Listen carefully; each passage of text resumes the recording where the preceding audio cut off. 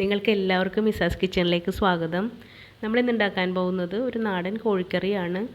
അത് തേങ്ങ വറുത്തരച്ച് മൺചട്ടിയിലാണ് വയ്ക്കുന്നത്. ഈ കറിക്ക് നല്ല ടേസ്റ്റാണ്. ഞാനിവിടെ 1 കിലോയോളം നാടൻ കോഴിയിറച്ചി ചെറുതായിട്ട് കട്ട് ചെയ്തിട്ട് കഴുകി വാരി എടുത്തിട്ടുണ്ട്. ഇനി നാടൻ കോഴി കിട്ടിയില്ലെങ്കിലും കുഴപ്പമില്ല, നമുക്ക് ബ്രോയിലർ ചിക്കൻ ആണെങ്കിലും ഇതുപോലെ തന്നെ വയ്ക്കാം. ഈ കറിക്ക് വേണ്ടി നമുക്ക് ആദ്യം തേങ്ങ വറുത്തെടുക്കണം.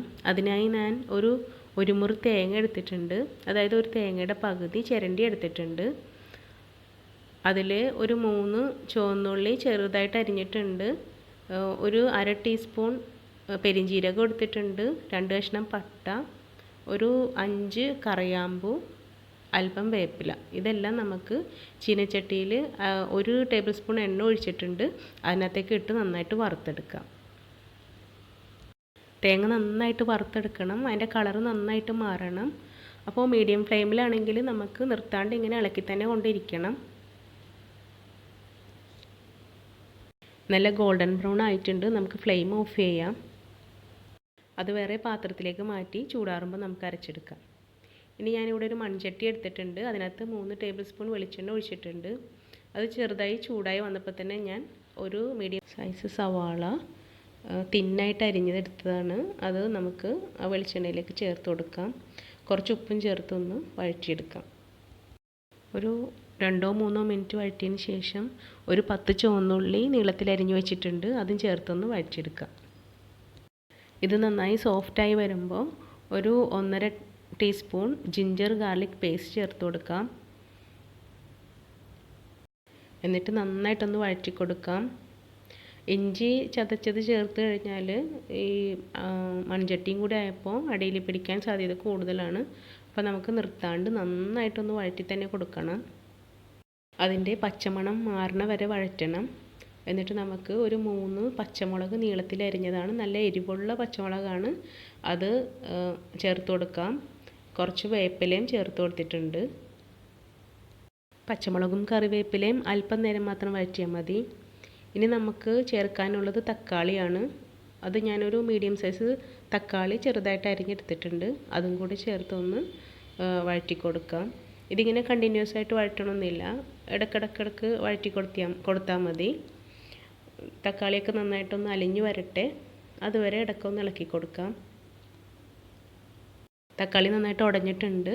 ഇനി നമുക്ക് ഒരു 2 ടീസ്പൂൺ മല്ലിപ്പൊടി, 1 ടീസ്പൂൺ കാശ്മീരി ചില്ലി, 1 ടീസ്പൂൺ സാദാ ചില്ലി പൗഡർ, ഒരു 1/2 ടീസ്പൂൺ മഞ്ഞൾപ്പൊടി, ഇതെല്ലാം ചേർത്ത് നന്നായിട്ടൊന്ന് വഴറ്റിയെടുക്കാം. ഇത് നന്നായിട്ട് വഴറ്റണം. കൈ വിടാണ്ട് തന്നെ വഴറ്റണം. ലോ ഫ്ലെയിമിൽ വെച്ചിട്ട് വേണം വഴറ്റാനായിട്ട്. ഈ പൊടികളൊക്കെ നന്നായിട്ടൊന്ന് മൊരിഞ്ഞ് അതിൻ്റെ പച്ചമണമൊക്കെ മാറി വരട്ടെ. അവസാനമായിട്ട് നമുക്ക് ഒരു 1/2 ടീസ്പൂൺ ഗരം മസാലപ്പൊടിയും കൂടി ഞാൻ ചേർക്കുന്നുണ്ട്. ആദ്യം നമ്മൾ തേങ്ങ വറുത്തപ്പോൾ കുറച്ച് മസാല ചേർത്തിരുന്നു. അപ്പോൾ ഇത് 1/2 ടീസ്പൂൺ മാത്രം മതി. ഇനി നമുക്ക് ആ തേങ്ങ അരച്ചത് ഇതിനകത്ത് ചേർത്ത് കൊടുക്കണം. ഞാൻ വറുത്ത തേങ്ങയുടെ കുറച്ച് മുകളിലായിട്ടാണ് വെള്ളം ഒഴിച്ചത്.